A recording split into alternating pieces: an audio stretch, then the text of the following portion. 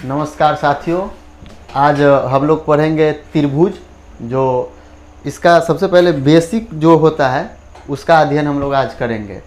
और ये video bye video मतलब भेजा जाएगा, हर 40-45 मिनट का वीडियो तकरीबन होगा। आपको पहले तो बेसिक पढ़ाएंगे, उसके बाद 10th लेवल का ज़्यादातर पर हम फोकस करेंगे, लेकिन पहले कुछ बेसिक बताएंगे। उसके बाद 10th में जो आपको पढ़ना होता है ना कि भाई पहले करना होता है क्या, दोनों को समरूप कीजिए, उसके बाद सर्वांगसम और समरूपता, ये दोनों नियम पढ़ना है। तो ये इसका अध्ययन हम करेंगे बाद में, लेकिन पहले हम लोग जानते हैं कि त्रिभुज होता है क्या है, उसका बेसिक क्या क्या कॉन्सेप्ट है और क्या क्या कुछ फार्मूला वगैरह हम निकाल लेते हैं। ठीक है, आइए।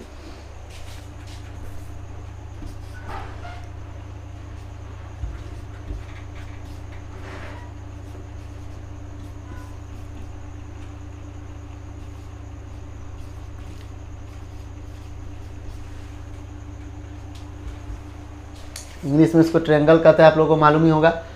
त्रिभुज में हमको जानना क्या है, त्रिभुज कहते किसको? सबसे पहली बात, सब आदमी कह देता है 3 भुजाओं से घिरी हुई बंद आकृति को हम लोग त्रिभुज कहते हैं, लेकिन 3 भुजा से घिरी हुई बंद समतल आकृति को हम लोग क्या कहते हैं? त्रिभुज कहते हैं। समतल होना चाहिए, जैसे आप ये जो हमारा बोर्ड है ये क्या है? समतल है, प्लेन है ये, तो ऐसा होना चाहिए, त्रिभुज कहते हैं उसको। या फिर इसी को कह देता है कि यह संरेख बिंदु से मिलकर के बनता है, मतलब जो नॉन कोलिनियर होता है उससे मिलकर के बनता है, आप ये भी कह सकते हैं।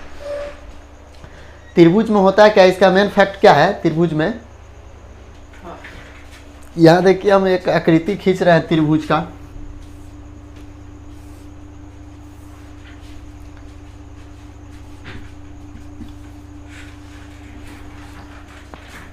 इसमें हमको 3 चीज पर मेन अभी फोकस कर रहे हैं। सबसे पहला क्या है?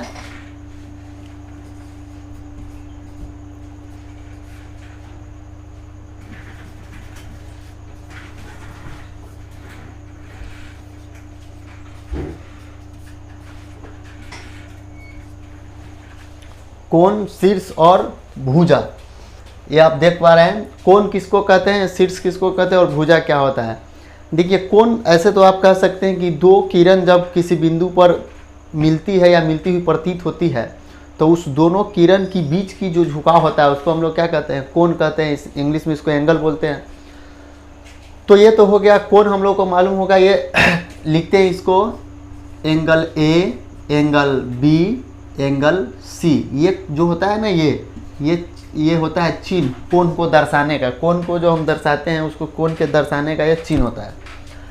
शीर्ष आप देख लीजिए, ए बी सी।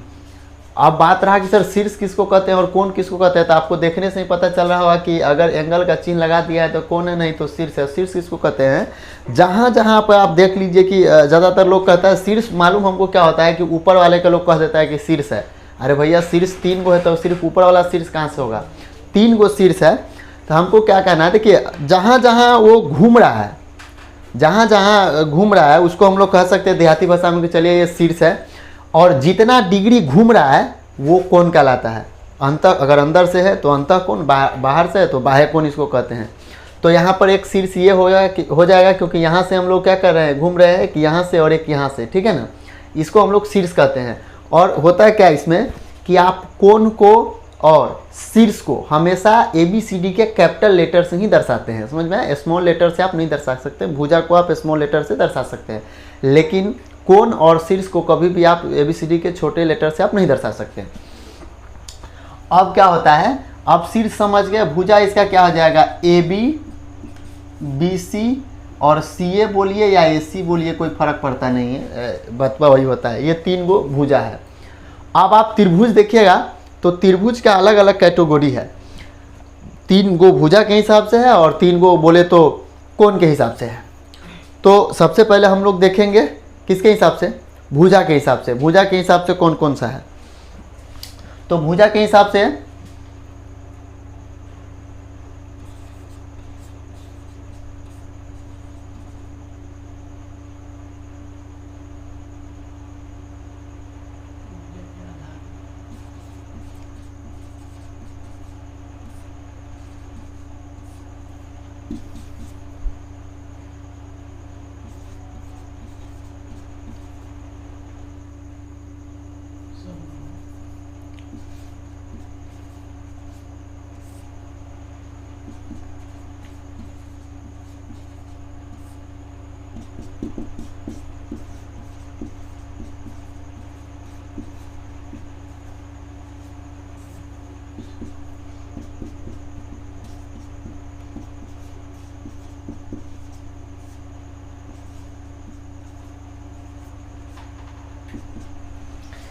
ये तीन होते हैं, एक होते हैं समबाहु त्रिभुज, एक होते हैं समद्विबाहु त्रिभुज और एक होते हैं विषमबाहु त्रिभुज। इसको समबाहु जो त्रिभुज है इसी को कभी कभी सम त्रिबाहु कह दिया जाता है, हालांकि कोई ज़रूरत नहीं है सम त्रिबाहु। सम मतलब क्या होता है, बराबर होना चाहिए, त्रि मतलब तीन और बाहु मतलब बाह, मतलब तीनों बाहु उसका क्या होना चाहिए, मतलब तीनों भुजा उसका बराबर होना चाहिए। समबाहु कहिए या सम त्रिबाहु कहिए, हालांकि जब आप जानते हैं समबाहु मतलब जिसका सब बाह बराबर हो, तो त्रिभुज में तीन को भुजा होवे करता है, तो तीनों ऑलरेडी बराबर होगा ही होगा, तो सम त्रिबाहु कहने की भी ज़रूरत नहीं है। आप इसको डेफिनेशन लिखने की भी ज़रूरत इसका नहीं है, परिभाषा लिखने का इसका ज़रूरत नहीं है, आप देख करके ही जवाब आप दे सकते हैं। समबाहु, सम मतलब क्या होना चाहिए, बराबर होना चाहिए, बाहु मतलब बाह, और त्रिभुज मतलब त्रिभुज के तीनों भुजा बराबर होगा तो क्या होगा, समबाहु होगा। उसके नीचे लिखा हुआ है समद्विबाहु मतलब समान होना चाहिए, द्वि मतलब क्या, दू गो, और बाहु मतलब बाह या भुजा, यानी कि जिसका दू गो भुजा क्या हो, बराबर हो, उसको हम लोग क्या कहते हैं, समद्विबाहु त्रिभुज कहते हैं। उसके नीचे है विषम बाहु, जिसका एक भी भुजा जो होगा आपस में, मतलब तीनों का तीनों अलग अलग होना चाहिए, तीनों में से कोई एक दूसरे से बराबर नहीं होना चाहिए, इक्वल नहीं होना चाहिए, उसको हम लोग क्या कहते हैं, विषम बाहु कहते हैं। अब जरा सा आप देखिएगा, यहाँ हो गया एक समबाहु त्रिभुज, समद्विबाहु त्रिभुज, विषम बाहु त्रिभुज, तो यहाँ हम लोग अध्ययन कर लिए, समझ में आया। अब हम लोग थोड़ा देखेंगे कोण के आधार पर त्रिभुज के जो प्रकार होते हैं वो तीन प्रकार के होते हैं। एक न्यून कोण होते हैं,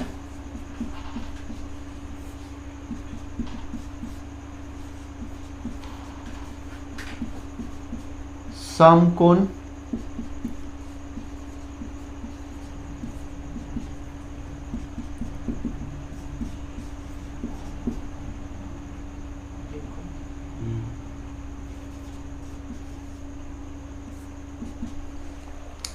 तो ये आपका तीन कैटेगरी इधर है और तीन इधर है, न्यून कोण त्रिभुज, समकोण त्रिभुज और अधिक कोण त्रिभुज। इधर थोड़ा सा ज़्यादा हमको पढ़ना पड़ेगा, क्योंकि इसी में जो है ना थोड़ा सा फंसता है, कॉन्सेप्ट फंसता है। इसमें होता क्या है, न्यून कोण त्रिभुज किसको कहते हैं, तो आपको मालूम होगा कि 0 डिग्री से बड़ा और 90 डिग्री से छोटा अगर कोण हो तो उसको हम लोग न्यून कोण कहते हैं। अब न्यून कोण त्रिभुज क्या होता है, सबसे पहले तो आप कोण के बारे में पढ़े होइएगा, तो उसमें न्यून कोण पढ़ाया गया होगा।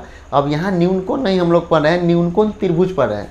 तो यहाँ क्या करना है, न्यून कोण त्रिभुज किसको कहते हैं, तब ऐसा त्रिभुज जिसके तीनों कोण में से प्रत्येक कोण कितना डिग्री, 0 डिग्री से बड़ा और 90 डिग्री से क्या होना चाहिए, छोटा होना चाहिए। और आप लोग जानते हैं त्रिभुज के तीनों कोणों का योग कितना डिग्री होता है, 180 डिग्री होता है। उसके जो अंतः कोणों का योग होता है वो कितना डिग्री होता है, 180 डिग्री होता है। तो न्यून कोण त्रिभुज, अब तो न्यून कोण त्रिभुज आप समझ गए किसको कहते हैं, मतलब त्रिभुज का वह प्रकार जिसमें उसका क्या हो, तीनों कोण में से प्रत्येक जो कोण है वो 90 डिग्री से क्या होना चाहिए, छोटा होना चाहिए और 0 डिग्री से बड़ा होना चाहिए। ठीक है, तो उसको हम लोग न्यून कोण त्रिभुज कहते हैं। जैसे मैं आप उदाहरण के लिए यहाँ पर देख लीजिए,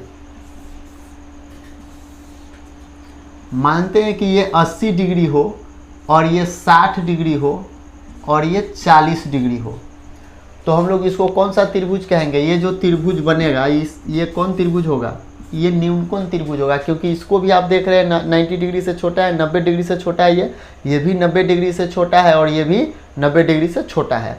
तीनों को हम देख लेंगे कि यदि तीनों का तीनों 90 डिग्री से छोटा है और 0 से तो ऑलरेडी बड़ा होगा, 0 से छोटा होने का मतलब तो कोई कोण ही नहीं बनता है, तो इसको हम लोग क्या कहते हैं, न्यून कोण त्रिभुज कहते हैं।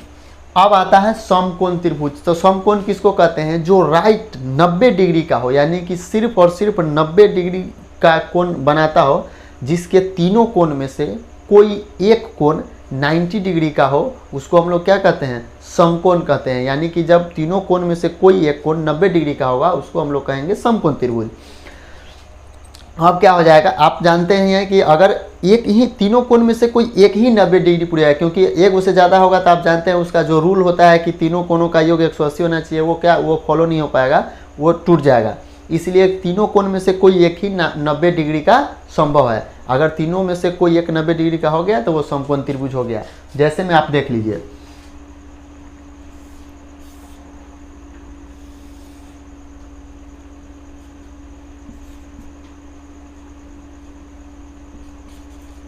ए बी और सी, इस त्रिभुज को हम लोग कहते हैं समकोण त्रिभुज। इसका फार्मूला बाद में हम लोग पढ़ेंगे कि समकोण त्रिभुज का एक फार्मूला होता है लंब का स्क्वायर प्लस आधार का स्क्वायर बराबर कर्ण का स्क्वायर। लेकिन यहाँ ये कौन सा होगा, ये समकोण त्रिभुज का फिगर है। यहाँ बी पर क्या हो रहा है, 90 डिग्री का कोण बन रहा है, इसलिए इसको हम लोग क्या कहते हैं, समकोण त्रिभुज कहते हैं। एक अब आता है अधिक कोण, तो जिसके तीनों कोण में से कोई एक कोण 90 डिग्री से बड़ा हो और 80 डिग्री से, मतलब 180 डिग्री से क्या हो, छोटा हो।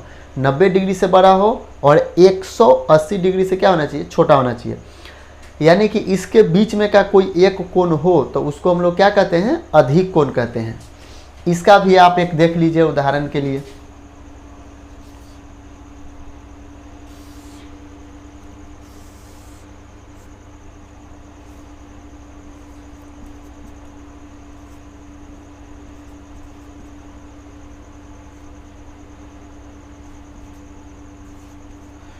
ये क्या हो गया, ये आपका एक अधिक कोण त्रिभुज है, क्योंकि 95 डिग्री का कोण यहाँ पे क्या हो रहा है, बन रहा है।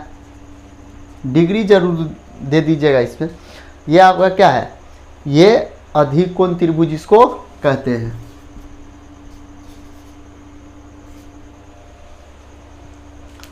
अब जरा सा आप देखिएगा,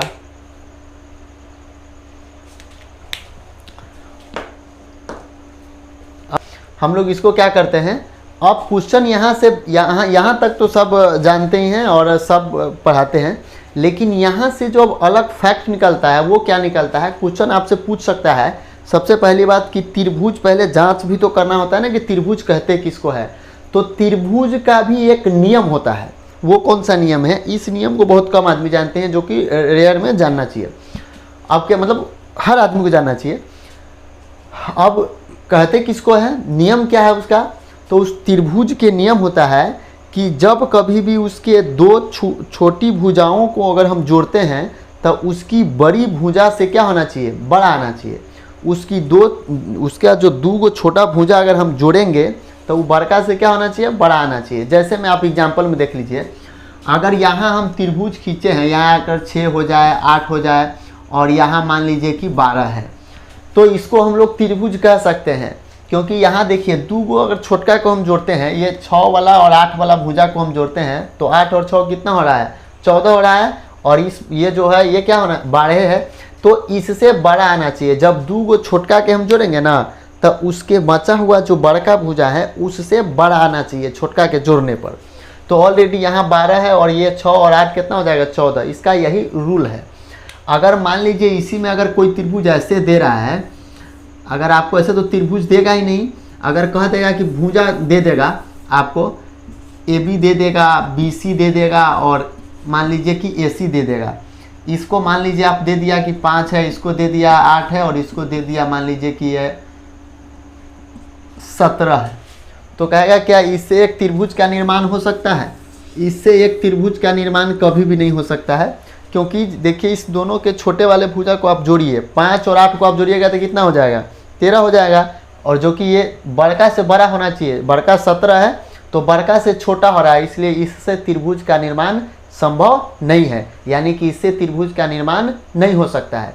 इसी को कभी कभी क्या करता है, उलट करके वो पूछ लेता है, पूछेगा कि जब वो क्या पूछेगा, जैसे एक और नियम होता है कि जब किसी त्रिभुज में उसके बड़े वाले भुजा में से अगर छोटे वाले भुजा को घटाते हैं तो उसका जो घटाने पर जो आना चाहिए मान जो आएगा वो बचलका जो भुजा होगा ओकरा से छोटा आना चाहिए, मतलब उससे छोटा आना चाहिए।